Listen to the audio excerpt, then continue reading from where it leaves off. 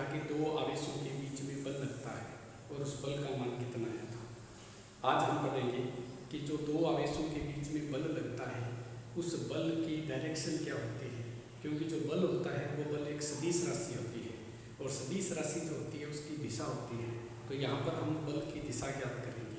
इसीलिए आज हमारा टॉपिक होगा कूलॉम के नियम का सदिश निरूपण, यानी आज हम पढ़ेंगे कूलॉम के नियम का सदिश निरूपण, ये टॉपिक रहेगा। यानी क्योंकि जो बल होता है वो एक वेक्टर क्वांटिटी होती है और वेक्टर क्वांटिटी में डायरेक्शन का बहुत महत्व होता है। इसीलिए हम आज ये पढ़ रहे हैं कि बल लगेगा दो आवेशों के बीच में तो उसकी दिशा क्या होगी। इसके लिए एक छोटा सा डायग्राम है, वो देखिए। मान करके चलते हैं कि यहाँ पर कोई आवेश है Q1 और कुछ दूरी पर यहाँ पर एक दूसरा आवेश लेते हैं Q2 और ये यहाँ पर कोई मूल बिंदु लेते हैं O। यहाँ से लेकर के यहाँ तक इसका पोजीशन वेक्टर मान लेते हैं R1 वेक्टर और यहाँ से यहाँ तक इसका पोजीशन वेक्टर ले लेते हैं R2 वेक्टर। यानी पोजीशन वेक्टर का मतलब स्थिति सदिश, यानी मूल बिंदु से उसकी पोजीशन क्या है उसको डिसाइड करने वाली जो क्वांटिटी होती है वो पोजीशन वेक्टर होती है। तो इसके लिए तो R1 हो गया और इसके लिए R2 हो गया। अब इन दोनों के बीच की जो डिस्टेंस है इस प्रकार से, इस डिस्टेंस को हम इस प्रकार से लिख सकते हैं R21 वेक्टर इक्वल टू लिखा जाएगा R2 vector minus R1 vector, या फिर अगर हम ऐसे लिखें इसको कि R12 लिखेंगे तो वो आ जाएगा minus R1 minus R2 vector. इस प्रकार से उसकी स्थिति को हम व्यक्त करेंगे। Q1 और Q2 जो दिए गए हैं उनमें किस प्रकार से पोजीशन है उस हिसाब से हमने उसको लिखा। अब क्या था कि कूलॉम ने जो बात बताई थी, कूलॉम ने ये बताया था कि जो आवेश हैं उनके बीच में बल लगता है और बल लगता है उस बल का मान कितना आता है वो बताया था। अब यहाँ पर क्या है कि इस आवेश पर जैसे Q1 है, इस Q1 पर बल लगेगा F12 वेक्टर। 12 का मतलब क्या है, ये जो सिंबल मैंने लिखा है यहाँ पर इसका मतलब क्या है, 12 का मतलब है 1 वाले आवेश पर, यानी Q1 1 वाले आवेश पर 2 के कारण बल लग रहा है, इसीलिए उसको किससे रिप्रेजेंट किया जा रहा है, F वेक्टर 12 से उसको रिप्रेजेंट किया जा रहा है। इसी प्रकार क्या है, इसके ऊपर बल लगेगा, इसके ऊपर बल लगेगा, उसकी डायरेक्शन किधर है तो वो आएगा F21 वेक्टर, यानी 2 वाले पे बल लग रहा है किसके कारण, 1 के कारण, इसीलिए इसको 21 वेक्टर लिखा गया है। तो इस प्रकार से इनको हमने डायरेक्शन दे दी है। अब देखिए कि यहाँ पर स्थिति सदिश की बात करते हैं। स्थिति सदिश यानी R21 वेक्टर इक्वल टू होता है R2 vector minus R1 vector. ये उसकी स्थिति को रिप्रेजेंट कर रहा है दोनों आवेशों के बीच में जो डिस्टेंस है उसको। अब देखिए कूलॉम के नियमानुसार, कूलॉम के नियमानुसार Q1 आवेश पर Q2 आवेश के कारण लगने वाला बल, यानी Q1 आवेश पर लग रहा है किसके कारण, Q2 आवेश के कारण, तो वो कौन सा लगेगा, वो ये बल लगेगा। जिस पे लग रहा है ना उसका पहले सिंबल लिखा है, जिसके ऊपर बल लग रहा है उसको क्या लिखेंगे, पहले लिखा गया है। इन F वेक्टर 1 2 यानी 1 पे बल लग रहा है और 2 का सिंबल यानी 2 के कारण लग रहा है, इसलिए तो यहाँ पर जो बल लगेगा वो आएगा 1 2 वेक्टर और इसका जो मान आएगा वो आएगा 1/4 pi epsilon not Q1 Q2 upon में R स्क्वायर आता है। R स्क्वायर यहाँ पर पोजीशन वेक्टर इन दोनों के बीच की डिस्टेंस लेते हैं वो आती है, तो उसका मान आता है मेरे पास R1 2, उसका मैग्नीट्यूड ले लिया हमने, लिया जाए इनटू में आएगा यानी ये राशि क्या चीज है, ये राशि क्या चीज है, r12 कैप का मतलब होता है इकाई सदिश यानी यूनिट वेक्टर, और ये कोई भी वेक्टर क्वांटिटी के गुणा में लगती है, वो केवल मात्र दिशा दर्शाने के लिए लगाई जाती है, और इसका जो मान होता है ना वो 1 होता है, जहां r12 कैप बराबर होता है r वेक्टर 12 अपॉन में r12 का मैग्नीट्यूड। इस प्रकार से इसको लिखा जाता है। ये यूनिट वेक्टर की डेफिनेशन है, और यूनिट वेक्टर की डेफिनेशन के हिसाब से हमने इसका मान आगे ये रखना है। ये जो क्वांटिटी है ना इसका r12 कैप है, इसका मान हम इसमें ये रखेंगे। तो ये रखने से क्या आएगा, f12 वेक्टर इक्वल टू आ जाएगा 1/4 pi epsilon not q1 q2 upon में r। इसको क्या लिख सकता हूँ, इसको इसका अगर अपने मैग्नीट्यूड निकालेंगे इस क्वांटिटी का, यानी r12 का अगर मैग्नीट्यूड निकालेंगे तो r1 माइनस r2 ऐसे आ सकता है। मैग्नीट्यूड निकालेंगे तो माइनस का प्लस हो जाएगा, ठीक है। या हम इसको ऐसे भी लिख सकते हैं, यानी r2 माइनस r1 वेक्टर। ये मैग्नीट्यूड आने से क्या हो जाता है, इसका मान जो नेगेटिव राशि होती है ना उसको क्या कर देता है, पॉजिटिव कर देता है। तो पॉजिटिव राशि के रूप में इसका मान रखेंगे तो r2 माइनस r1 वेक्टर आ जाएगा इसका मान। और ये क्या हो जाएगा, ये जो क्वांटिटी है इसको इस प्रकार से भी हम लिख सकते हैं, जैसे r2 vector minus r1 vector, इस प्रकार से। ये जो राशि है ना ये यहाँ पर लिखी जाएगी, तो यहाँ पर लिखने से क्या माना जाएगा 1 2 यह जाएगा। अब यहाँ देखो, यहाँ तो स्क्वायर तो पहले था और एक ये हो जाएगा, तो ये कितना हो जाएगा, क्यूब हो जाएगा यहाँ, और ये जो मान आएगा, और इस राशि को भी हम ऐसे लिख सकते हैं, देखो r1 माइनस r2 ऐसे भी हम इसको लिख सकते हैं। तो अगर इसको ऐसे लिखेंगे इस राशि को, तो ये हो जाएगा r1 माइनस r2 वेक्टर, ये आ जाएगा। ये समीकरण होगी अपने पास 1। अब क्या है, इसी प्रकार Q2 आवेश पर Q1 के कारण लगने वाला बल, वो बल क्या होगा, किस पे लग रहा है, 2 पे लग रहा है, तो 2 पहले लिखना है, ये लोग 2 पहले लिखना है, और 1 के कारण लग रहा है तो 1 बाद में आएगा। तो इस बल का मान क्या करेंगे, वो क्या आएगा 1/4 pi epsilon not q1 q2 upon में r2 vector minus r1 vector. Same वही प्रोसेस है, सेम वही मान आएगा, यहाँ जाएगा r2 vector minus r1 vector. ये समीकरण होगी 2। अब देखिए अपने पास ये जो इक्वेशन दे रखी है फर्स्ट और सेकंड में आप देखिए कि क्या अंतर है। अब देखिए इक्वेशन फर्स्ट और सेकंड से, इक्वेशन फर्स्ट एंड सेकंड से दोनों में देखिए यहाँ पर ये जो क्वांटिटी है वो सेम है, इसमें और इसमें ये सेम है, डिफरेंस यहाँ आ रहा है, इसमें और इसमें माइनस का अंतर आ रहा है। तो यानी 1 व 2 समीकरण से हम लिख सकते हैं कि f1 vector 12 vector equal to होता है माइनस f21 वेक्टर। ये समीकरण बनती है अपने पास, यानी माइनस का ही अंतर है। अब इसका मीनिंग क्या हुआ, इसका सीधा सा मीनिंग ये हुआ कि दोनों जो बल लग रहे हैं ना, दोनों बलों का परिमाण तो समान आ रहा है, लेकिन माइनस का निशान किसको शो कर रहा है कि अपोजिट डायरेक्शन में आ रहा है। दोनों बल हैं, दोनों बलों का परिमाण क्या है, बराबर है, लेकिन उनकी डायरेक्शन क्या है, विपरीत दिशा में लग रही है। ये बल इधर लग रहा है तो ये बल इधर लगेगा, यानी Q2 जो बल लगाएगा वो इस पे लगाएगा तो इधर लगेगा, और Q1 जो बल लगाएगा इसके ऊपर तो वो लगेगा उधर। तो यानी दोनों की डायरेक्शन क्या होती है, अपोजिट होती है, और अपोजिट डायरेक्शन होती है, और उसका जो मान आता है वो क्या आता है, समान आता है। तो ये था सदिश निरूपण, था कूलाम के नियम का सदिश निरूपण। और ये जो कूलाम के नियम का सदिश निरूपण है, ये न्यूटन के गति का जो तीसरा नियम है उसके अनुरूप आता है। न्यूटन के गति का तीसरा नियम ये कहता है कि कोई भी क्रिया होती है उसके विपरीत प्रतिक्रिया होती है, यानी क्रिया प्रतिक्रिया का जो नियम था उसके अनुरूप इसका मान होता है। तो कूलाम का जो नियम है उसका सदिश निरूपण न्यूटन के तृतीय नियम के इक्वल है। अब हम बात करेंगे कि अगर आवेशों का निकाय लिया जाए, यानी बहुत सारे आवेश लिए जाएं।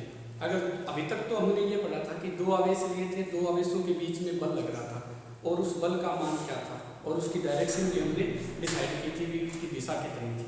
अब हम ज्ञात कर रहे हैं कि अगर आवेशों का निकाय लिया जाए, आवेशों के निकाय का मतलब हो गया बहुत सारे आवेश अगर एक पूरे सिस्टम में लिए गए हैं और तब वो जो बल लगेगा तो उस एक आवेश पर या उस एक परिणामी आवेश के ऊपर कितना बल लगेगा उसका मान ज्ञात करना है अपने को। तो अब अपना टॉपिक रहेगा बहुल आवेशों के निकाय के कारण बहुल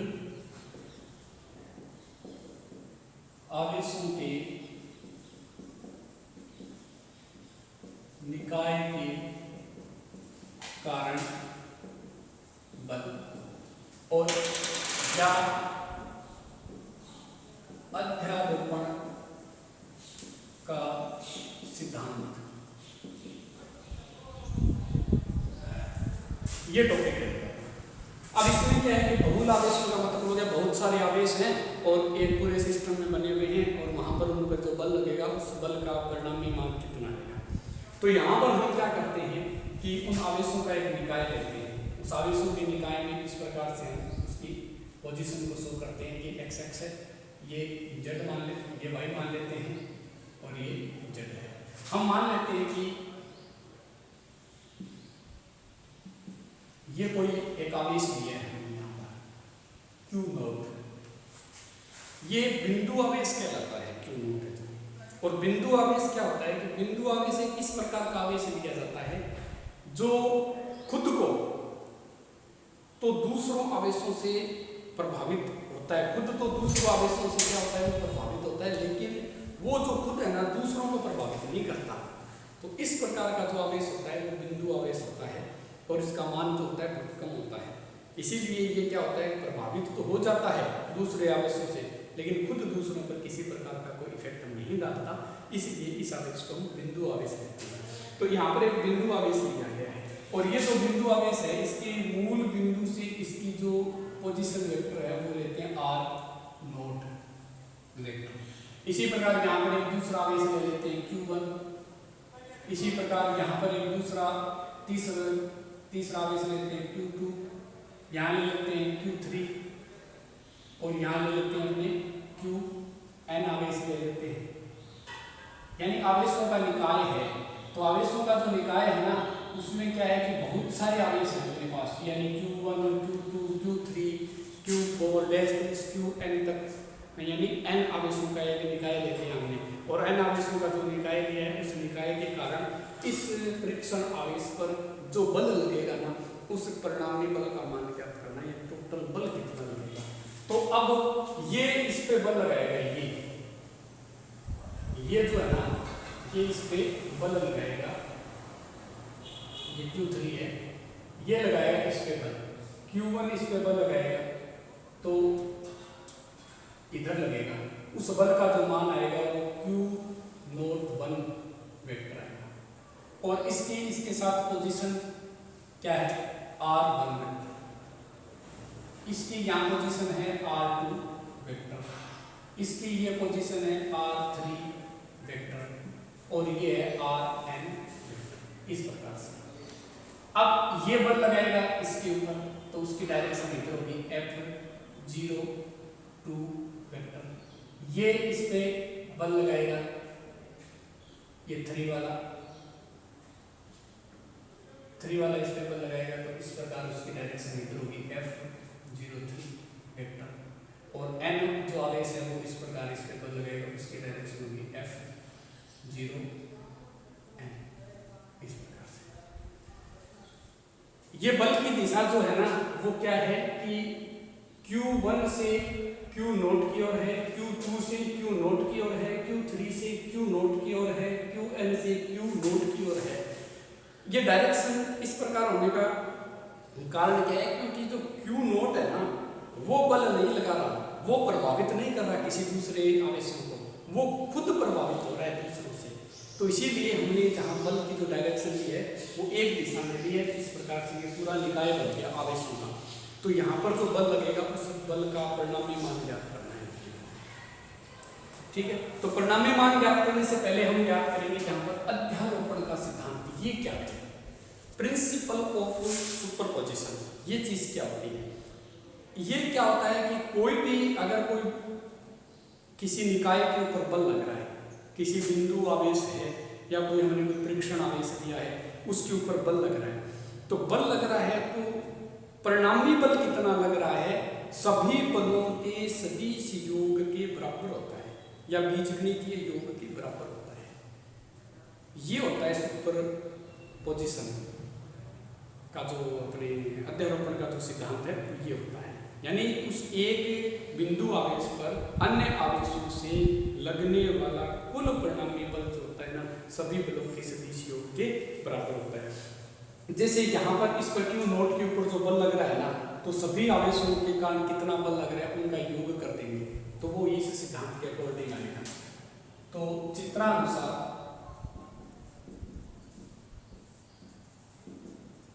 बिंदु आवेश क्यू नोट पर लगने वाला बल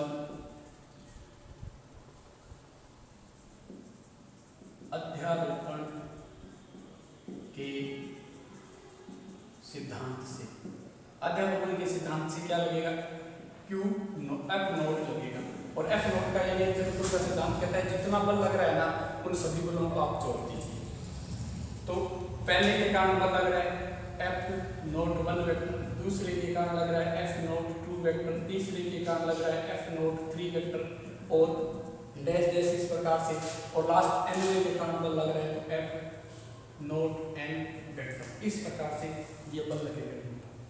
अब हमने कूलॉम के नियम से बल का मान निकाल लिया है और कूलॉम के नियम से बल का मान हम ज्ञात करते हैं। तो F1 नोट का 1 का मान रखेंगे, इसका रखेंगे, इसका रखेंगे, सबका मान रखेंगे और सबको जोड़ करके हल करेंगे।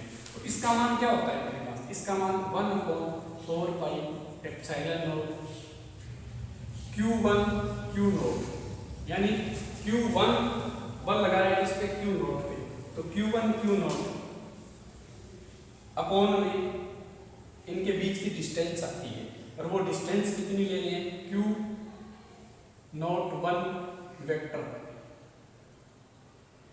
का हम ले रहे हैं स्क्वायर और इनटू में Q1 इनटू में R01 कैप, यानी यूनिट वेक्टर लिया जाएगा यहाँ पर इकाई सदिश। इसके बाद में इसका मान रखेंगे, वो कितना है? 1/4 पाई एप्सिलॉन नोट। अब की बार Q2 और Q नोट ये माना जाएगा R वेक्टर 0 2 स्क्वायर हो जाएगा और ये हो जाएगा R02 कैप हो जाएगा। फिर इसके कारण तीसरे के कारण जो मान आएगा वो आ जाएगा F, इसका मान आ जाएगा 1/4 pi epsilon note Q3 Q naught upon में R03 वेक्टर का स्क्वायर R03 कैप।